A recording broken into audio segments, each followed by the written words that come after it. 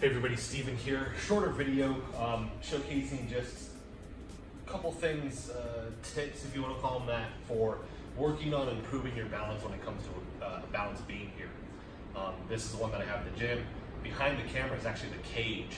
I'm going to do a video, and it was actually something I got from a buddy of mine, Zach, with how to scale that if you have a cage. A lot of people won't have that.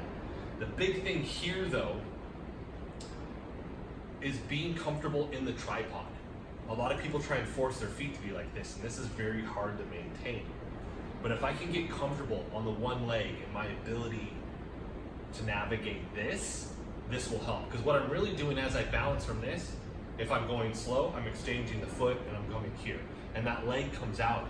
These are my control mechanisms for this.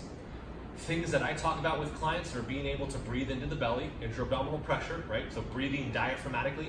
If I'm chest breathing, I'm gonna be more rigid. That's a stress response breathing pattern. If I can calm that down, breathe in through the nose, into the belly, all the way around here, and not in the chest, and I have other videos that I'll link to help improve that, that's going to improve this as well.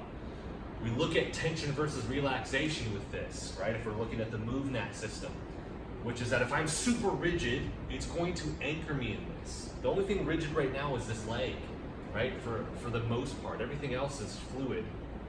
I'm trying to stay relaxed. So I can be reactive to anything. Somebody throws me something, I almost go down. I can react to that versus you're rigid, you basically are committing the body to that structure. Now I'll teeter and I'm gonna fall, right? Being comfortable here, we could do this for holds and see how far I can push that.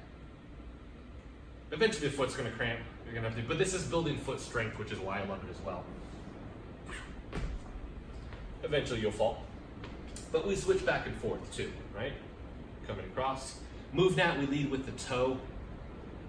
Some other modalities don't necessarily do that, but typically when we're working on balance, this is something that you see children do instinctually, right? They just, based off their instinct, lead with the toe. Because you're getting neurological feedback. Are you placing that foot properly? Are you placing it where it needs to be? So that will help the breathing, working on the tripod, and remember, it's just an exchange. I'm putting the other foot down and then I'm coming here, right?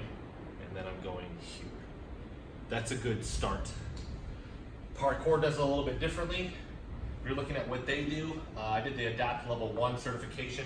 I haven't pushed as hard on parkour just because of two dislocated shoulders. I still do a lot of it, jumping's still my favorite, but there are far greater parkour athletes than me that can help you with this stuff. The only thing that I've noticed with them really is that anytime that I've trained with them, they tilt the feet like this. Greater surface area. With my foot tilted like this, I can run. It's gonna be very hard for me to run leading with the ball of my foot and not my heel. As I'm here now, that switch, and they're quickly going across this, right? You're gonna have to train up that skill. It is different. They're not going across this very, very slow though, is my point. They are required to have speed for the movement that they're doing. So how they operate in regards to what that movement is different, right? I'm not going for, I'm gonna go slow and I'm gonna balance across this and I'm gonna exchange here. No, they're tilting the foot, boom, boom, boom, okay? The ability to go forwards and backwards on this, I'm still applying the same thing. Going backwards forces the ball of the foot to plant down first, and then I can exchange like this. I think it's important to be able to do both. I usually have people train going forward first before doing the backwards necessarily when it comes to this. Usually we start with a 2x4. If you're looking at this stuff, you're probably a little bit more advanced anyways, but we usually do the 2x4. I see how somebody naturally does a movement. Then I cue them a little bit, and then I force them on the 2x4 to go backwards if they're struggling, because it forces the ball of the foot to come first and the heel. Here, a little bit more risky, right? Usually we do forward for a while, and then, okay, now we can try and work on going backwards. Eventually, if I want to be able to drop lower, to get up on these objects, pivot, right? All these other things that we can do with that. we can then begin to explore that a little bit more. I'll do some more videos showcasing that too, if anybody's interested in that. This will help anybody that's training for the MoveNat Level 1 certification. I've done that as well.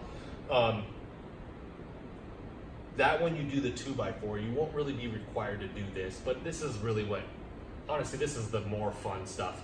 And I remember Cameron Prado, he says, balance for me is meditative. It's like meditation. That holds true for me too. I can't think about a lot of other things when I'm doing balance work. And I'm at a point where it's requiring all of my attention, because if I don't, I'm gonna fall. So that is it for this video. Hopefully it brought you guys value. If you liked the video, hit the like button for me. If you want to continue to follow along with all of my content, hit the subscribe button for me. Thank you so much for watching.